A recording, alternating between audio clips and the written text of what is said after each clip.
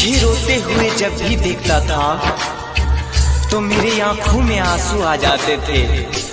तुझे रोते हुए जब भी देखता था मेरे आंखों में आंसू आ जाते थे।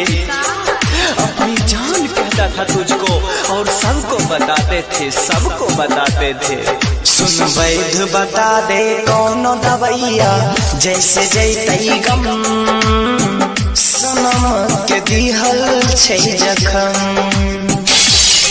सुन वैद्य बता दे कौन दवैया जैसे जैतई गम, सनम के दिहल छै जखम। सनम के दिहल छै जखम। खोकर हमें फिर पा न सकोगे, खोकर हमें फिर पा न सकोगे। जहाँ हम होंगे वहाँ आ न सकोगे। हमें हर पल महसूस तो करोगे, हमें हर पल महसूस तो करोगे, लेकिन पर होंगे वहाँ जहाँ से तुम बुला न सकोगे।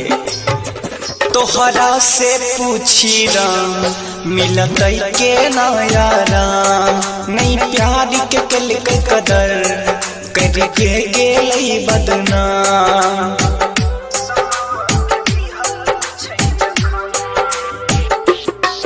तोहरा से पूछी राम मिलत के नया राम, नहीं प्यार के कल के कदर करके गेलई बदनाम। गमछा से पोछी लोड़ावा भोरावा तक कानै छी हम, सनम के दिहल छै जखम।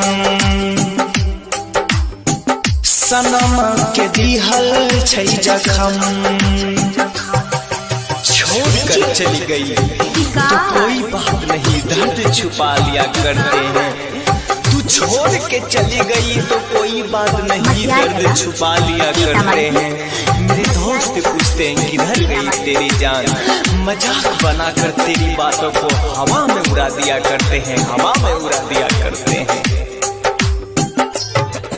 ई भाई अक्षर प्यार अब कइल छै बेकार, नहीं फिल्म के फील करल कई करके गेलई खिलवाड़।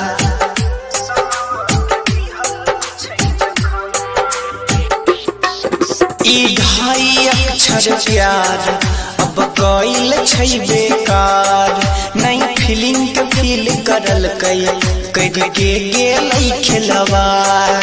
प्रिंस के दिलवा तोरी मोर ढाई के गेल सितम, सनम के दिहल छै जखम।